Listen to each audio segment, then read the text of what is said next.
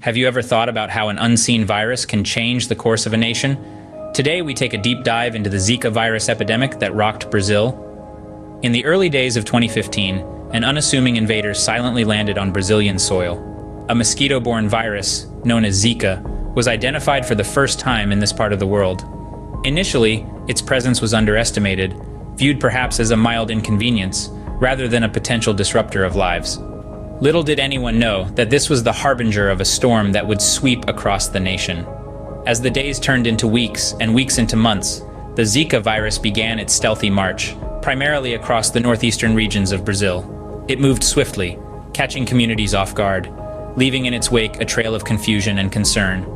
The effects were initially subtle, with symptoms often mistaken for a common flu. But as more and more individuals fell ill, it became clear that this was no ordinary sickness.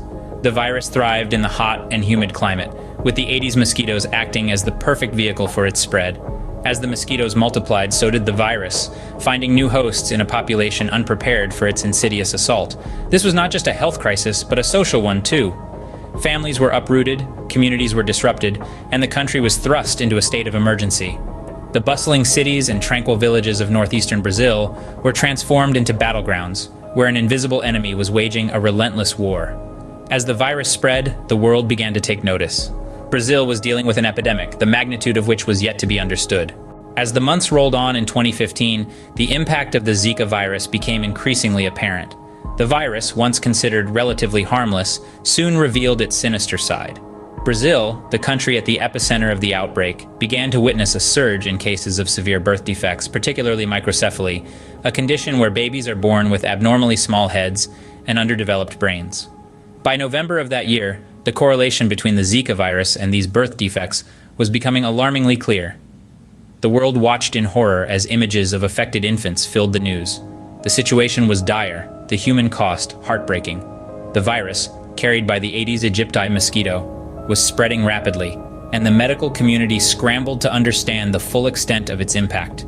The World Health Organization, recognizing the gravity of the situation, declared a public health emergency of international concern in February of 2016. This was a clarion call to the global community, a call to arms against an unseen enemy causing irreversible harm to the most vulnerable, our newborns. The global response was swift and determined. Scientists around the world collaborated in the race to understand the virus. Research institutions prioritized the development of diagnostic tests, vaccines, and treatments. Governments, health organizations, and communities rallied together to implement effective mosquito control measures. The focus was clear: contain the virus and prevent further spread. But this was not just about containment. It was about awareness and education. Public health campaigns were launched worldwide to inform people about the virus, its dangers, and how to protect themselves. Travel advisories were issued, pregnant women were cautioned, and efforts were made to reduce mosquito breeding grounds. Yet, despite these measures, the virus continued to spread, reaching other countries and continents. The battle was far from won. The crisis was far from over, but the world was now awake to the threat of the Zika virus. In the aftermath of the Zika epidemic, Brazil and the world were left with valuable lessons. The crisis, which had put the nation in a state of emergency, began to subside by mid-2017. The relief was palpable, but the work was far from over.